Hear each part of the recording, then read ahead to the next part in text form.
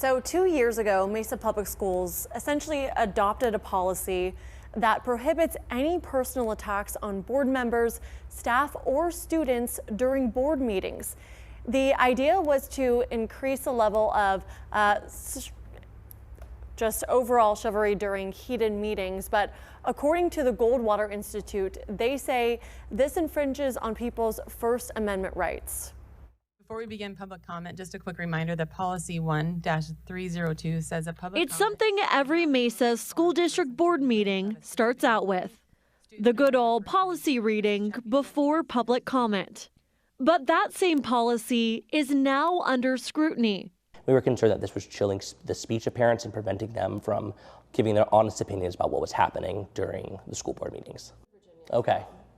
Adam Shelton is an attorney with the Goldwater Institute. He's behind this letter recently sent to the district demanding they reverse their public comment policy, stating this prohibition punishes a specific viewpoint and that it's unconstitutional. What a school board can't do is draw distinctions based on the viewpoints of the speaker. The Supreme Court has consistently held that such discrimination is almost always unconstitutional when it's based on the viewpoint that a speaker is expressing.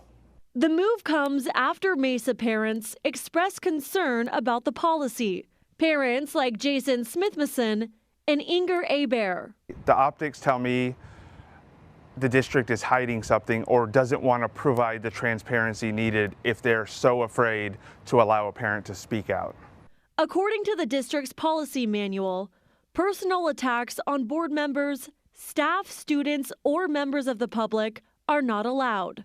That policy was adopted in 2024, the same year the district parted ways with the Arizona School Board Association.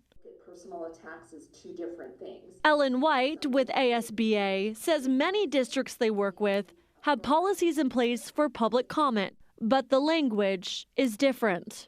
We say it's discouraged, any kind of speech that is not productive, but we don't say it's not allowed. While the Goldwater Institute says they have not yet received a response from Mesa School Board, they're willing to take legal action to make sure this policy is no longer in place. We are considering all options going forward to ensure that the constitutional rights of parents are protected.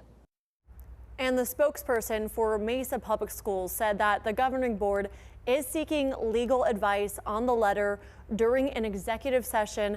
Afterwards, they will respond. I did ask when that session will be, but I have not heard back as of yet. So of course, we'll keep you updated here on air and online at azfamily.com. Jamie. Michaela, thank you.